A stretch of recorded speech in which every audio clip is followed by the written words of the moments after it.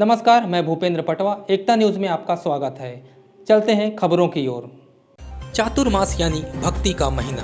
इस आध्यात्मिक मौसम में धमतरी और बालोद की दो बहनें संयम की राह पर निकल गई हैं। भखारा के गातापार की सिद्धि नाहर और बालोद की यशस्वी ढेलड़िया उदयपुर में अपने गुरुओं के समक्ष दीक्षा लेंगी। इन दोनों बहनों के सम्मान में धमतरी जैन समाज द्वारा भव्य शोभा यात्रा निकाली गई। इसके बाद मंगल भवन में इनका अभिनंदन किया गया।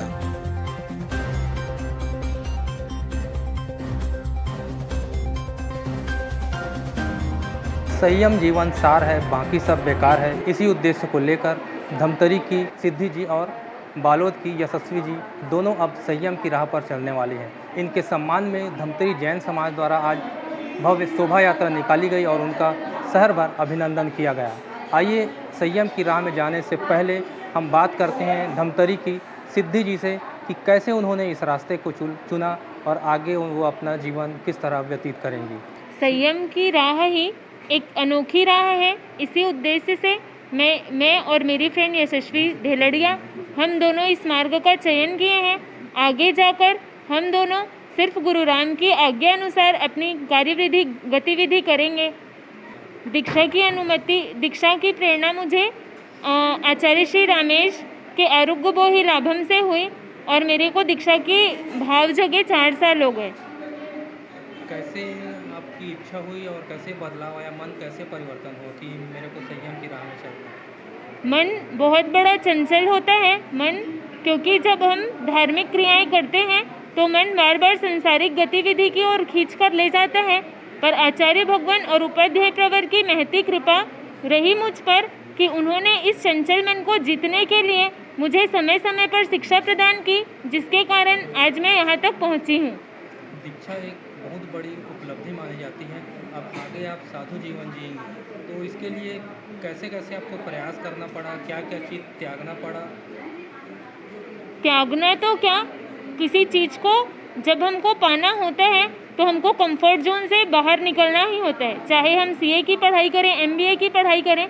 उसी प्रकार जब मैं संयम जीवन की ओर अग्रसर हुई तो अपने कंफर्ट जोन को छोड़कर आरोग्य बोहि लाभम में शिक्षा प्रदान की। वहाँ रहकर वहाँ के जीवन को जाना और अपने आप को इस संयम जीवन की ओर अग्रसर करने का एक निर्णय लिया। परिवार में जब आप ये डिसीजन लिए तो किस तरह किसी ने रोका होगा या कोई बोलेंगे जाइए, कैसी स्थिति थी परिवार में? परिवार में तो क्योंकि एक अपनी बेटी को हमेशा के लिए छोड़ देना वास्तव में बहुत बड़ा कठिन त्याग है मेरे माता पिता, मेरे भाई बहन के लिए। लेकिन वास्तव में माता हमेशा बच्चों की खुशी चाहती है, उसी प्रकार मेरी माँ भी मेरी खुशी के लिए मुझे संयम जीवन की ओर भेज रही है। बहुत तरीक़ों से मुझे रोका, पर मुझे ये संसार में अच्छा नहीं लग रहा था। इसलिए मम्मी सोची कि आगे अगर कुछ भी हो तो ये तो रहेगी संयम में ही। इसलिए उन्होंने सिर्फ और सिर्फ मेरी खुशी के लिए अपना इतना बड़ा त्याग कर रहे हैं। आपकी शिक्षा कहाँ तक है? और मेरी व्यवहारिक शिक्षा M.Com PGDCA। और आपके माता पिता आपके जब दीक्षा लेना चाहते थे और बहन ने उनको, आज जब घर में कुछ कार्यक्रम भी होते हैं, उस दौरान कैसा माहौल था घर में? कुछ आंसू बहे होंगे, कुछ और? दीक्षा का माहौल हमेशा कभी खुशी और कभी गम वाला होता है, क्योंकि एक पल की खुशी उनको आगे आने वाले गम में दिखाई देती है। पर वास्तव में ये ऐसी खुशी है, अभी तो इनको गम दिख रहा है क्योंकि इनसे मेरा मोह है, ममत्व है, पर वास्तव में ये खुशी मुझे सिद्धात्मा की खुशी दिलाएगा। इसलिए उन्होंने मुझे इस मार्ग पर भेजा। हालांकि माहौल तो क्या कहूँ, कभी वो एक पल में हंसते हैं तो दूसरे ही पल उनके आंखों में आंसू होते हैं कि अब हमारी बहना चली जाएगी।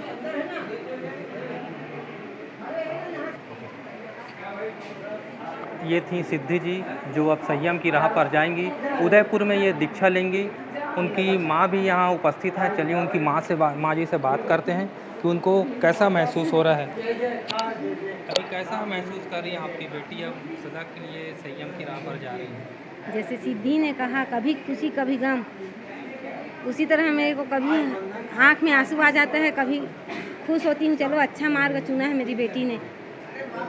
कब से ये इस तरह का मन बदला, कैसे ये प्रेरित हुई? जब यहाँ साध्वी जी लोग आए थे, हमारे मराठा लोग, तो वहाँ प्रवचन वगैरह में जाती थी, दिन भर वहाँ रहती थी। उनका मन फिर संसार से, मोह माया से हट गया।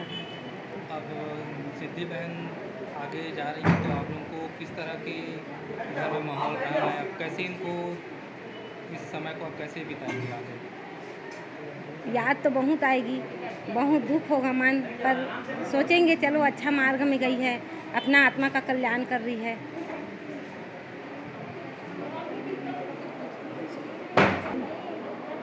आइए अब उनके पिताजी से बात करते हैं कि वे किस तरह वे अपनी बेटी को संयम की राह पर भेजी हैं और आगे कैसा उनका। अब उनका मन उसी में लग गया तो वो भेजना तो पड़ेगा, ऐसा है। लेकिन हमारा मन तो नहीं लगता है, क्या करेंगे, ऐसा है। आपके परिवार में और कोई दीक्षा लिए हैं क्या पहले? नहीं लिए हैं, पहली दीक्षा है हमारे अभी तक।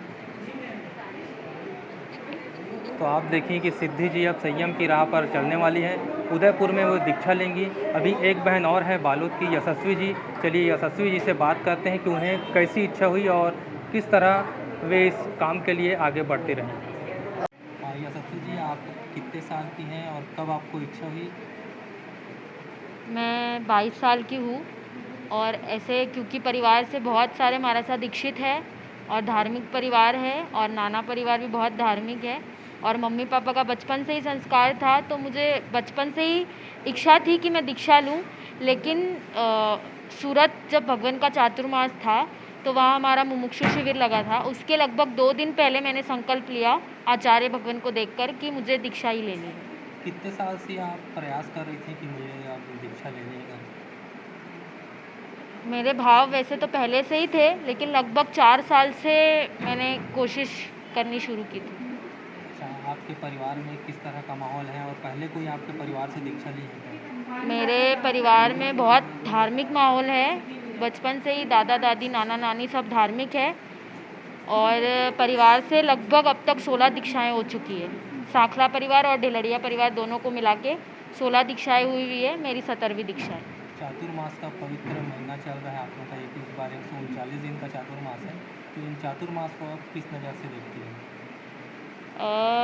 चातुर्मास मेरे लिए बहुत बहुत बड़ा अवसर लेके आया है, क्योंकि इस चातुर्मास में मेरी दीक्षा है और साथ में क्योंकि दीक्षा 3 अगस्त की है तो पीछे और भी महीने चातुर्मास के बचते हैं, तो मुझे बहुत खुशी है कि मुझे आचार्य भगवान के सानिध्य में रहने मिलेगा। अब आप संयम की राह पर निकल चुकी हैं, अब आगे आप अपने माता पिता और बहनों से क्या कहना चाहेंगे? मैं उनसे यही कहना चाहती हूँ कि इस संसार में कोई सुख नहीं है। यदि कभी भी उनकी थोड़ी सी भी वैराग्य की भावना बने तो उस भावना को आगे बढ़ाएं और मैं जिस पथ पर बढ़ रही हूँ उसी पथ पर वे भी आगे बढ़ें।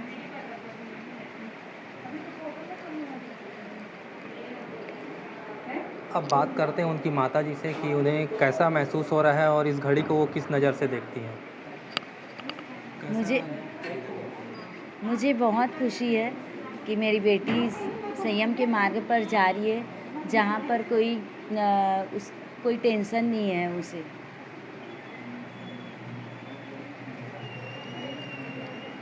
अब बात करते हैं उनके पिताजी से कि वो कैसा महसूस कर रहे हैं। मुझे खुशी बहुत है कि वह जो संयम मार्ग को अपनाने जा रही है। जैन धर्म में दीक्षा का अपना एक अलग महत्व है।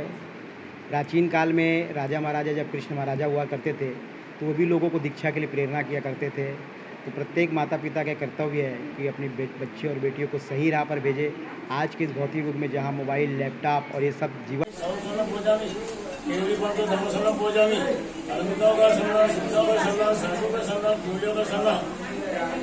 बोलिए भगवान महावीर स्वामी की जय। गुरुदेव की आज्ञा से, बड़ों की आज्ञा से चत्तारि मंगलमरि हंतांगुलम केंद्रे प्रणतो धर्मो मंगलम चत्तारि लोकुत्नारि हंता लोकुत्ना चत्तारि लोकुत्ना साहु लोकुत्ना केंद्रे प्रणतो धर्मो लोकुत्ना चत्तारि शरणं प्रवचामि हंते शरणं प्रवचामि सिद्धे शरणं प्रवचामि साहु शरणं प्रवचामि केंद्रे प्रणतं धर्मं शरणं प्रवचामि। अरिहंतों का शरण, सिद्धों का शरण, साधुओं का शरण, केंद्रे गुरु के शरण, धर्म का शरण, चाय शरण, आनंद करना और न करना कोई जोगों के प्राणी आदरे। कृष्णानंदन वीर की अरे जय बोलो महावीर की।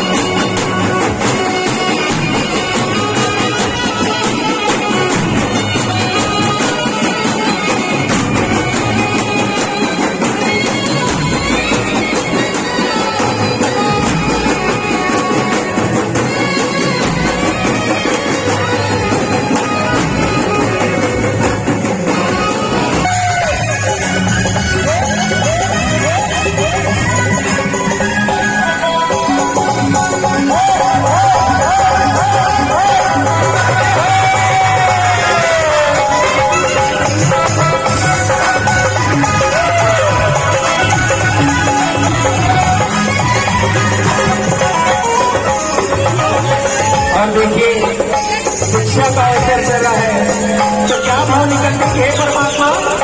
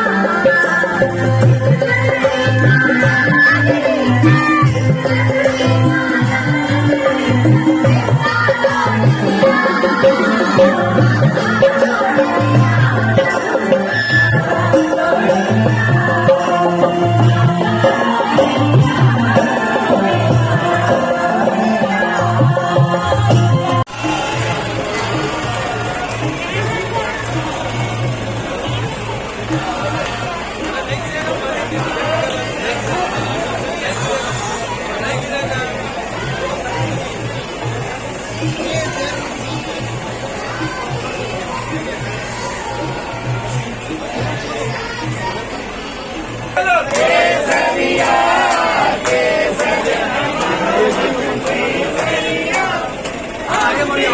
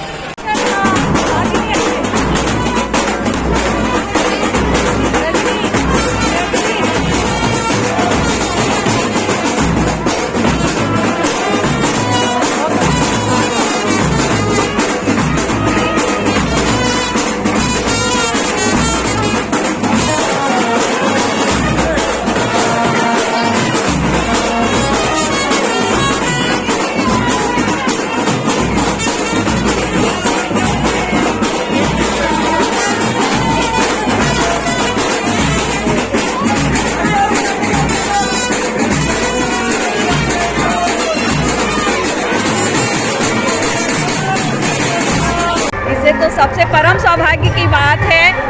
और ये ऐसा हर लड़कियां ऐसा सभी चाहते हैं बने, पर हर कोई नहीं बन पाता और विरला ही बनता है। इस मार्ग पे विरला ही चलता है, हर कोई नहीं जा पाता। क्या क्या करना रहता है इसमें? ऐसा कुछ इसमें बहुत नियम के साथ चलना पड़ता है और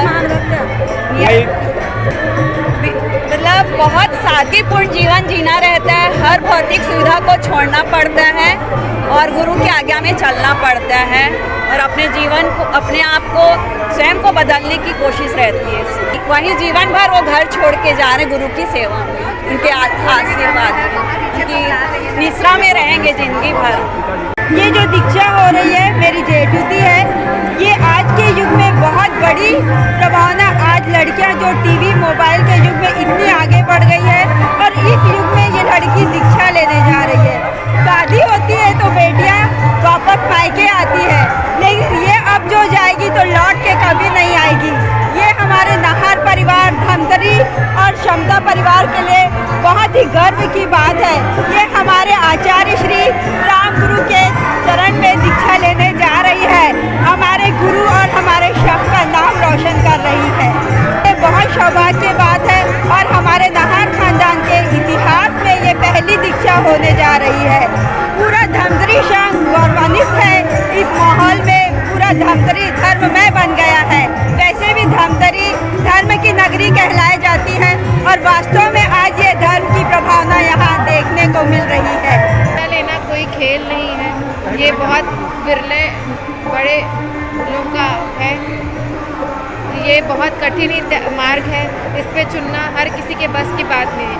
आज के ज़माने में जहाँ लड़कियाँ फेसबुक, व्हाट्सएप, टीवी इसमें है, पर आज इस युवा पीढ़ी ने अपना वो लगाकर दीक्षा, अपने पूरा सब चीज़ आधुनिक सब त्यागों को छोड़कर अपने त्याग के मार्ग में जा रही है। दीक्षा लेना तलवार की धार पर चलना सरल है, लेकिन संयम का मार्ग बहुत कठिन है।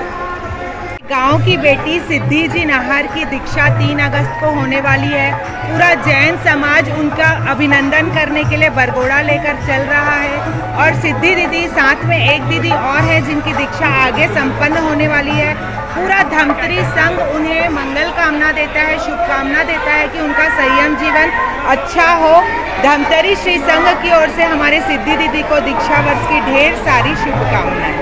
सौभाग्य की बात वो बड़े सौभाग्य की बात है। दीक्षा लेना कायरों का काम नहीं है और हमारी बेटी ने, धमतरी की बेटी ने दीक्षा में संयम के मार्ग को अपनाया है, तो हम सभी अभिनंदन करते हैं, अनुमोदना करते हैं और यह हम मंगल कामना करते हैं कि हमारी सिद्धि दीदी की संयम यात्रा सफल और सुखद हो। कितनी कठिन तपस्या रहती है सब कुछ करने? संयम जीवन बहुत ही कठिन है। 22 परिश्रमों को सहन करना पड़ता है। कटीले रास्तों पर बिना चप्पल के चलना होता है। आंधी तूफान में भी समभावों से सहन करते हुए संयम यात्रा की ओर आगे बढ़ना रहता है, जो बहुत ही कठिन है और हमारी सिद्धि दीदी ने इस मार्ग को अपनाया है। हम बहुत बहुत अनुमोदना करते हैं। दीक्षा जैन धर्म में जीवन क्रांति का रूप है। यह जीवन से पलायन नहीं, अपितु जीवन और मृत्यु से मुक्ति का उपाय है। दीक्षा कोई बला नहीं है, ये जीवन जीने की कला है। जिस गाड़ी में ब्रेक नहीं वो गाड़ी बेकार है, और जिस जीवन में संयम नहीं वो जीवन बेकार है।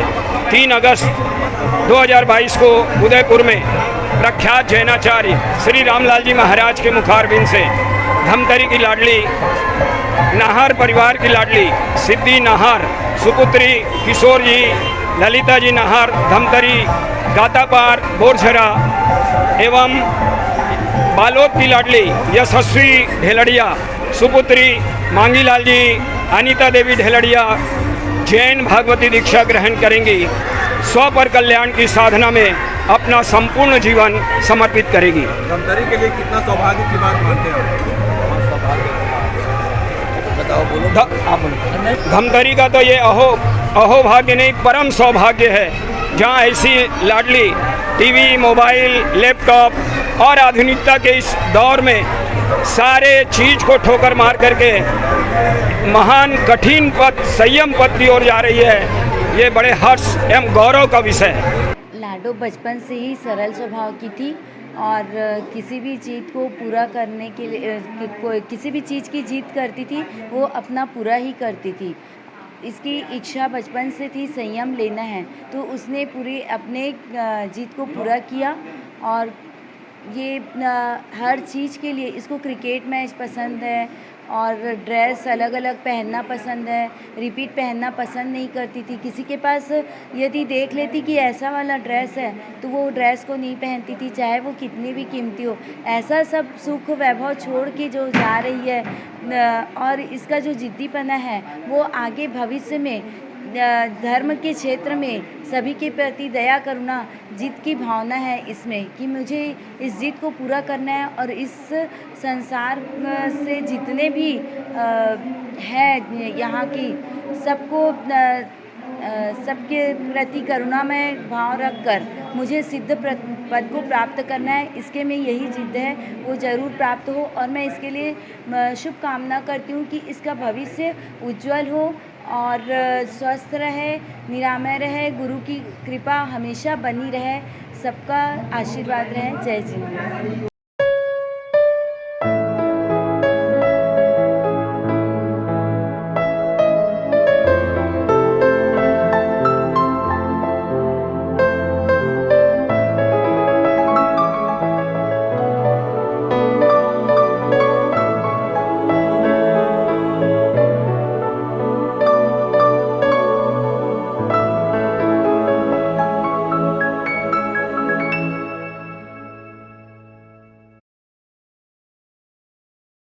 एकता न्यूज़ में आज बस इतना ही। अगले बुलेटिन में फिर मिलेंगे, तब तक के लिए नमस्कार।